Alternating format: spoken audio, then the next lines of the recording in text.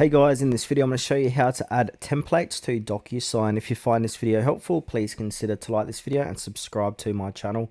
In saying that, let's just jump straight into the video. Alright, so what we need to do is head on over to DocuSign.com and make sure to sign in or create an account. Now, once we've done that, you're going to come to a page that looks like this. From here, we want to go ahead and click on where it says under Get Started, use a template. Now from here, all the different templates are going to appear. So we've got starter templates, my template, shared with me, all templates and favorites on the left hand side.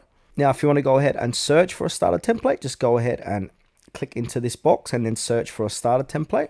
Now on the right hand side, we can filter this by category too. So we just click that little arrow there, and that's going to put it in the right category to make it easier to find a template to use for DocuSign.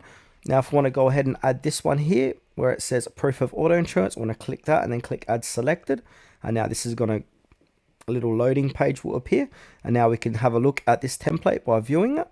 So now this is just an example proof of auto insurance verification. So here's a template we can use.